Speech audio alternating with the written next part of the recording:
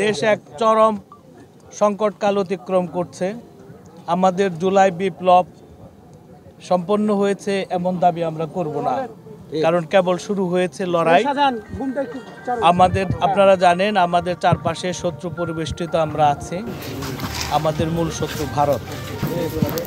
আমরা এই ভারতকে বাংলাদেশ থেকে বিতাড়িত না করতে পারলে আমাদের মুক্তি নাই।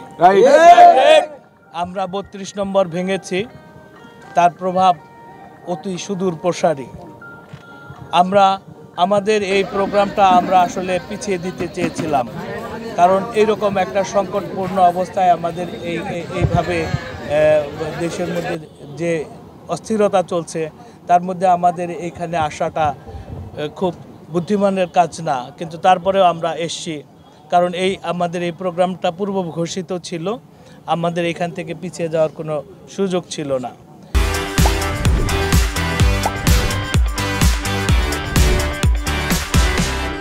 গরু খান, সকাল বিকাল গরু খাবো, সকাল বিকাল গরু খাবো, সকাল বিকাল গরু খাবো, ভারতীয় আগ্রাসন।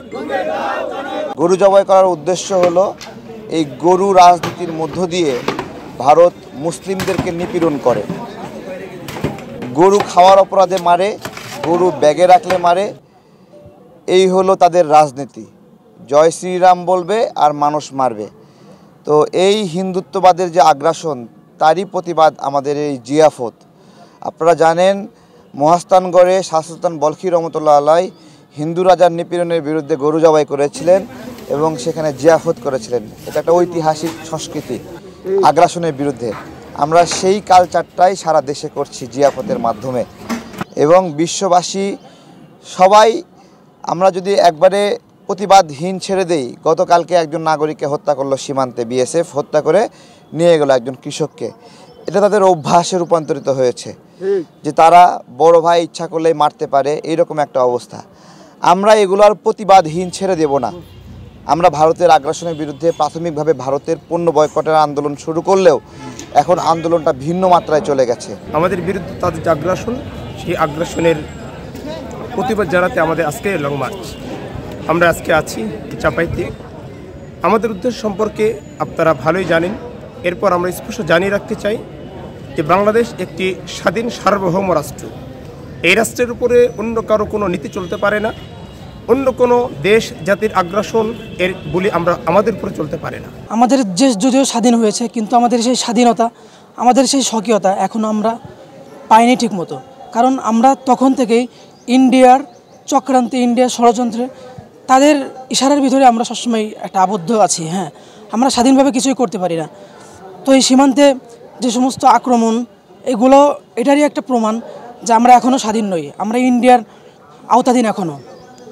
তো আমরা এখানে এসেছি লং মার্চ করে যে আমরা ইন্ডিয়ার তত্ত্বাবধানে থাকতে চাই না, ইন্ডিয়ার চক্রান্তে আমরা থাকতে চাই না। আমরা একটা স্বাধীন রাষ্ট্র, আমরা স্বাধীনভাবে বাঁচতে চাই।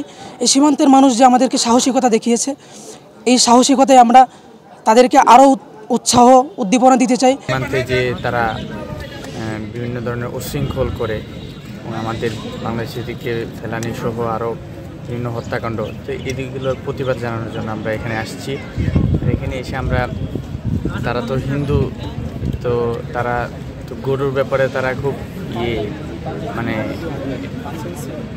খুব স্বীকৃতি দেখায়। তো আমরা তো এখানে এসে আমরা গরু জবাই করছি এবং সীমান্তের দিকে গিয়ে লং মার্চ করে সেখানে আমরা গরু জবাই করছি। মোদী সরকার হাসিনার মতো এই স্বৈরাচারী ফ্যাসিস্টকে জায়গা দিয়েছে এবং তাকে দিয়ে নানান ষড়যন্ত্র করাচ্ছে। এই ষড়যন্ত্র এবং ভারতীয় আধিপত্যবাদের বিপক্ষে আমাদের এই আয়োজন, এবং আমরা এখানে সাধারণ মানুষকে সাহস যোগাতে এসেছি, তাদের অনুপ্রেরণা দিতে এসেছি, তাদের সাথে একসাথে দুমুঠো খেতে এসেছি। তারা যেন ভয় না পায়, তারা সীমান্ত থেকে যেন তাদের অবস্থান সরিয়ে না নেয়, তারা যেন তাদের সাহসটাকে ধরে রাখে। তাদেরকে এই বার্তা দিতে চাই সীমান্তের মানুষজনকে, আমরা সারা বাংলাদেশের মানুষ তাদের পাশে আছি।